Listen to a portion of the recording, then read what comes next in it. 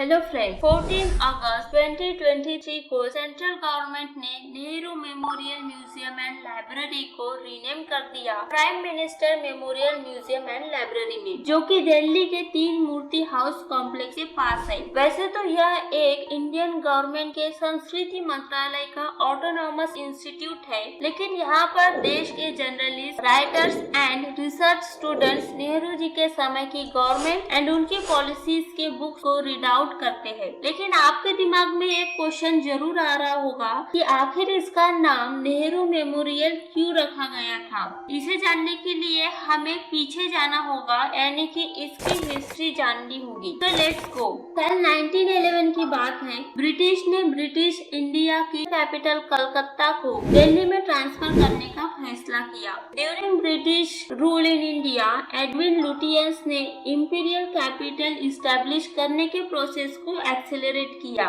और as a result the flagstaff house 1930 में build किया और यहाँ ब्रिटिश इंडिया आर्मी के कमांडर इन चीफ का हेडक्वार्टर एंड ऑफिशियल रेजिडेंस था। 30 एकड़ में फैले इस इंस्पिरेशनल स्ट्रक्चर को British soldier and architect Robert tour Russell ने बनाया है। रसेल ने इससे पहले दिल्ली के cannot place and Pataudi places को भी डिजाइन किया है। बाद में इस फ्लैगस्टाफ हाउस को रीनेम कर दिया गया 3 मूर्ति भवन में। इस भवन के बाहर एक चौक है जिसके मिडल में 3 मूर्तियां बनी है और इस 3 मूर्ति के वजह से ही यह भवन अब 3 मूर्ति भवन के नाम से पहचाना जाता है। इन 3 स्टैचू को ब्रिटिश स्कल्पचर लेनार्ड जेनिंग्स ने बनाया था। ये 3 सोल्जर्स के स्टैचू है जो मैसूर, जोधपुर एंड हैदराबाद स्टेट के आर्म फोर्स को रिप्रेजेंट करती है। ये स्टैचू साल 1922 में लगाए गए थे। फर्स्ट वर्ल्ड वॉर के दौरान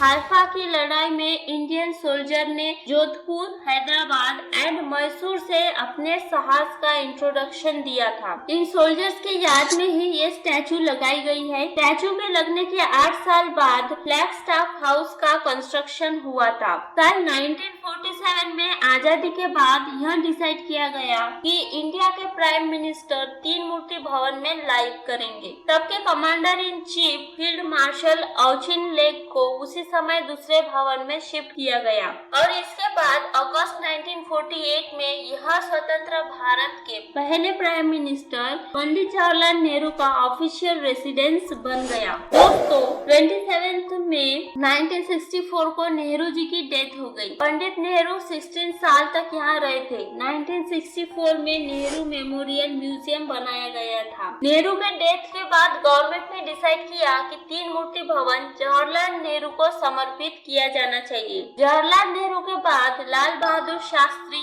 एंड इंदिरा गांधी में प्राइम मिनिस्टर बनने के लिए खींचतान मची थी, बट 9 जून 1964 को लाल बहादुर शास्त्री इंडिया के प्राइम मिनिस्टर बने। पीएम बनने के बाद शास्त्री ने 3 मूर्ति भवन को अपना निवास बनाने का विचार किया। 9 अगस्त 1964 को सेंट्रल कैबिनेट ने फैसला लिया कि इस भवन में एक बार फिर से भारत के पीएम को रहना चाहिए। रामचंद्र गुहा इंडिया आफ्टर गांधी में लिखते हैं कि जब इंदिरा गांधी को खबर मिली कि पीएम ऑफिस उन्हें इस भवन को खाली करने का ऑर्डर दे सकती है, तो उन्होंने अपने सपोर्टर्स के साथ मिलकर इसे नेशनल मॉन्यूमेंट बनाने का प्रपोजल दिया। इंदिरा गांधी ने पीएम शास्त्री को एक चिट्ठी भी लिखी। इसमें इंदिरा ने लिखा, आदरणीय प्रधानमंत्री जी, 3 मूर्ति भवन को आप मेरे पिताजी पंडित जवाहरलाल नेहरू का स्मारक बनाना चाहते हैं या खुद वहाँ रहना चाहते हैं? इस बात का फैसला यदि आप जल्दी करते तो बेहतर होगा। पीएम शास्त्री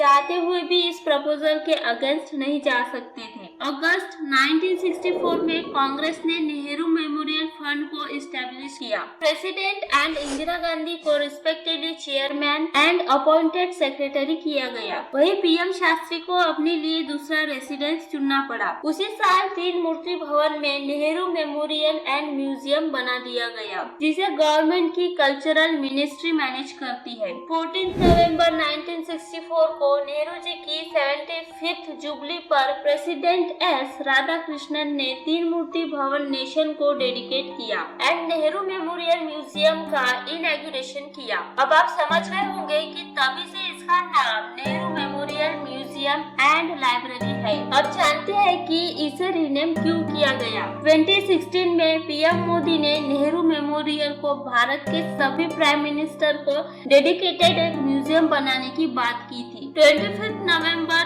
2016 को Nehru memorial museum and library की मीटिंग में इसे सैंक्शन कर दिया गया। गवर्नमेंट का मानना है कि यह म्यूजियम इंडिपेंडेंट इंडिया में डेमोक्रेसी के कलेक्टिव जर्नी को शो करता है एंड सभी प्राइम मिनिस्टर के कंट्रीब्यूशन पर भी केंद्रित है। इसी वजह से इसे रीनेम किया गया and prime minister museum and library रखा गया है। तो आई होप फ्रेंड्स आपको यह इंफॉर्मेशन पसंद आई हो। वीडियो अच्छा लगा हो तो लाइक करना मत भूलना और भी इसी तरह के वीडियोस देखने के लिए चैनल को सब्सक्राइब जरूर कर ले।